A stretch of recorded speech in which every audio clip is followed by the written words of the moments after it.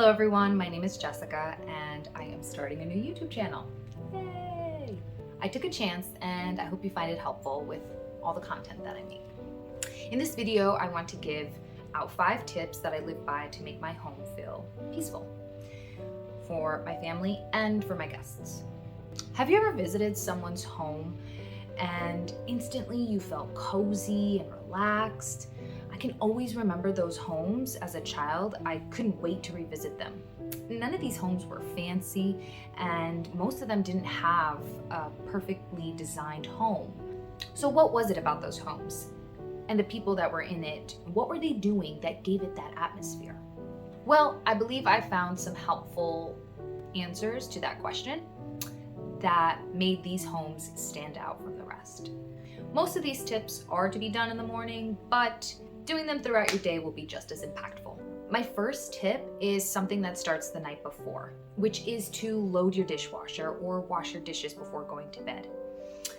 Washing your dishes and waking up to a tidy kitchen helps start the day off a lot easier. Now, even though this is a tried and true tip, what I don't hear is anything beyond that. So I do want to extend on just washing your dishes the night before. Even if you can't finish all those dishes, that's okay. There have been many times where I had guests over or there was some other distraction and I started to clean up my kitchen very late and I was only able to do about half the dishes, or I left out a pot or two soaking. And you know what? That's okay.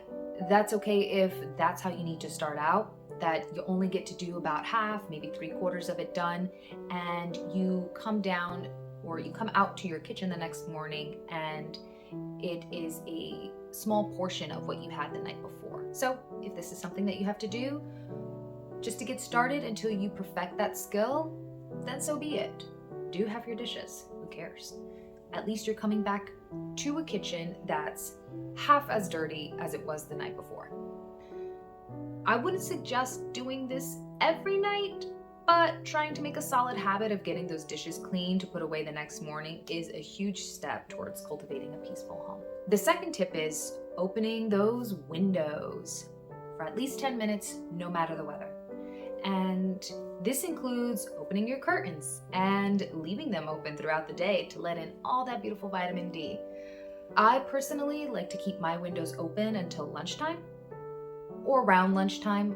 I do live in New Jersey, so the summers could be pretty humid. So just depending on the season, but my windows do stay open for at least a few hours. And that's just to circulate all the air that's been, let's be honest, it's been marinating in your house overnight.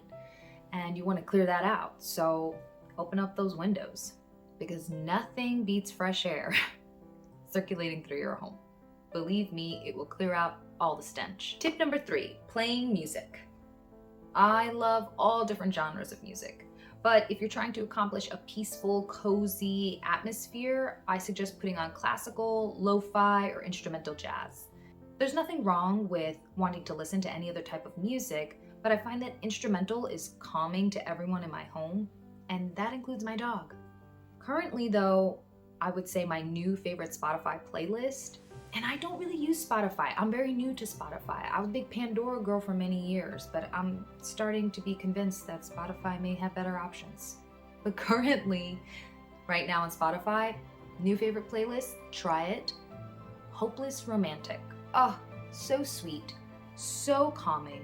This playlist has a sweet classical feel that just fills our home with a restful atmosphere. Number 4, lighting a candle using a diffuser or brewing coffee or tea, whichever hot beverage you prefer. But this covers that smell sensory. How often do you smell something and a memory just comes rushing in?